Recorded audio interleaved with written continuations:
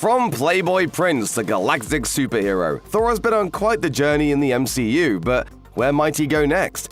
To answer that, we must travel back to the dark days of Ragnarok, when Asgard's mightiest hero became a whole new kind of god. The version of Thor known as Rune King Thor made his debut in Marvel's Ragnarok storyline, which was published in 1998, written by Michael Avon Oeming, and featuring stunning art from Andrea De Vito. Ragnarok is an absolute delight for anyone who loves seeing Thor and his Asgardian friends throw down in the heat of battle. You might already be familiar with the general narrative thanks to the MCU, but 2017's Thor Ragnarok actually combines a whole bunch of different comic storylines into one remixed plot. Surprise!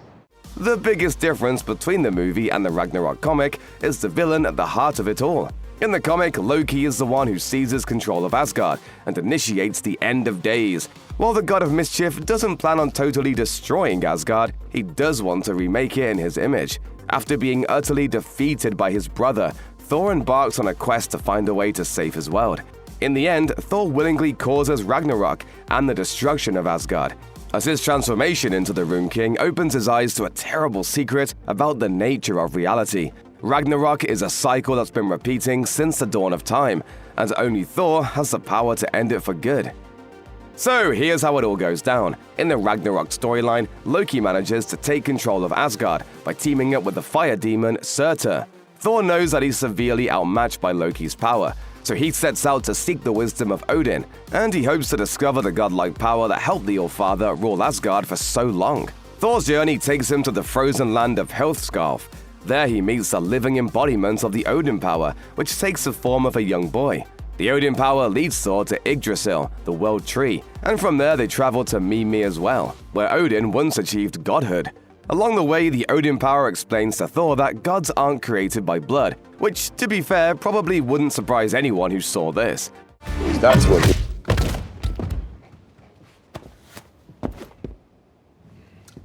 Because that's what heroes do. Anyway, this all means that if Thor wants to save Asgard and bring Ragnarok to an end, he'll need to become a true god. Unfortunately for him, the only way for him to attain this new level of power is to make an extreme and extremely painful sacrifice at the mystical well. At Mimir as well, Thor remembers that Odin had to gouge out his own eye in order to become a god. So with a little hesitation, he pulls out his own eye and throws it into the well. And that's when he learns that gods can't make the same sacrifice twice. The Odin power taunts Thor after he pulls out his eye, telling the god of thunder that he hasn't really sacrificed anything after all. It then informs Thor that he needs to go beyond Odin's original sacrifice if he wants to attain his father's power. So Thor responds by plucking out his other eye and tossing that into Mimir as well too. Finally, the well accepts Thor's offering and fills up with water. By drinking the water, Thor receives the wisdom of Odin. It's here that he finally realizes that Ragnarok and the destruction of Asgard has been occurring over and over again since the dawn of time. To learn how to escape this doomed loop, Thor learns that he must read the runes written inside the heart of Yggdrasil itself.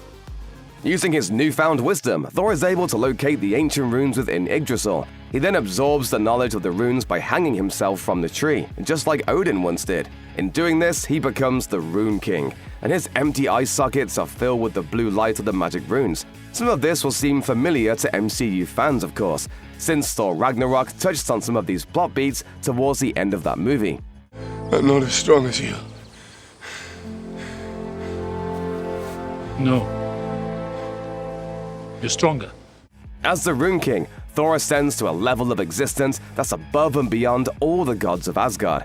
And it's thanks to this new power that he meets the beings known only as those who sit above in shadow. These secret super gods lord over all the other gods, and they're the ones who created the Ragnarok cycle in order to feed on Asgard's cycle of destruction. Thor wants to bring that cycle to an end. To do this, he must allow Surtur destroy Asgard as part of one final Ragnarok. Later, when it becomes clear that Thor may succeed, those who sit above offer to make him a super god like themselves. Thor refuses, obviously, and he severs the string, keeping the loom of fate together, which ends the Ragnarok cycle forever. As a result, those who sit above are cut off from their power source and left to die in the darkness.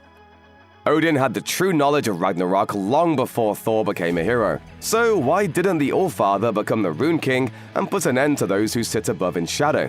Well, when Thor confronts those who sit above, he makes it clear that he has a unique advantage over his father. Because Thor spent time living as a mortal, he's able to achieve a new level of power with the runes. Thor's mortal half is what truly allows him to become the Rune King and ends the cycle of Ragnarok. The Odin power also makes it clear that the All-Father planned for this to be Thor's path. Odin himself couldn't become the Rune King like Thor, and he was probably even more reluctant than his son to make the ultimate sacrifice.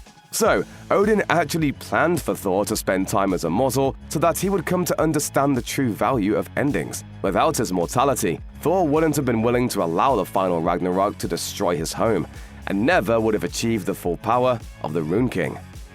Rune King Thor is one of the most un-Thor-like variants of the character in the entire Marvel universe. Normally, Thor is a bit of a bruiser. He loves hand-to-hand combat, and he smashes his way through enemies of all kinds with his trusty hammer, Mjolnir. Sounds like you had a pretty special and intimate relationship with this hammer, and that losing it was almost comparable to losing a loved one. It's a nice way of putting it. Rune King Thor has all the physical might of the god of thunder, and is still worthy of wielding Mjolnir in battle. But with his new powers, he never really has to get his hands dirty. This is because by unlocking the secrets of the runes, Thor gains access to untold magical abilities. In the Ragnarok storyline, we see this version of Thor square off against Mangog, a being created from the haste and rage of a species that Odin destroyed in ancient times. Mangog is incredibly powerful, but the demonic being can't even touch Rune King Thor with his powers. To defeat him, Thor simply raises his hand and casts a spell that makes the creature vanish from existence. And when Loki eventually steps into the battle, Rune King Thor uses his magic to pull Loki's head clean off his body. The ability to cast spells is the only new power that Thor unlocks when he becomes Rune King, but it's also the only one he really needs. The real power of Rune King Thor is the knowledge he gains from his travels through Yggdrasil. The wisdom of Odin allows Thor to see the true nature of reality, and the knowledge of the runes helps Thor become even more powerful than those who sit above in shadow. Rune King Thor also knows all kinds of forbidden secrets that have long since been lost to time, and he's quick to use those to his advantage. When this Thor first comes face to face with Loki, his brother is understandably quite shocked. Loki comments that Thor now knows spells that the Trickster god has never even heard about. And while Loki is one of the most well-read spellcasters in the Marvel universe, even he is stunned by the kinds of spells Rune King Thor is able to cast.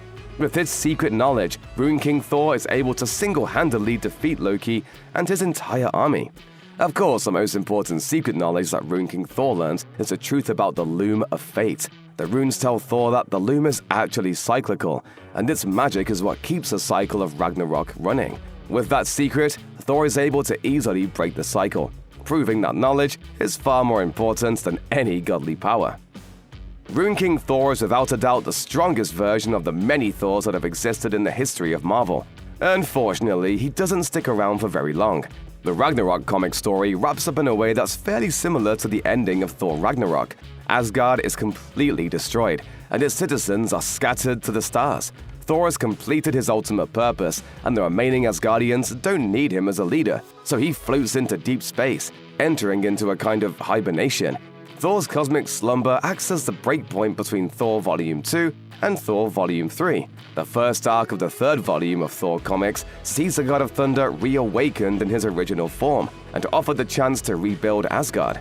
This story is a soft reboot for Thor, and while it doesn't necessarily undo his time as Rune King, it does sideline all of the powers and knowledge he gained from the runes. In that sense, Rune King Thor was a rather short-lived variant in the comics. If the MCU wants to build on Thor's development in Ragnarok and take him further down the Rune King's path, however, these movies may well breathe new life into the concept.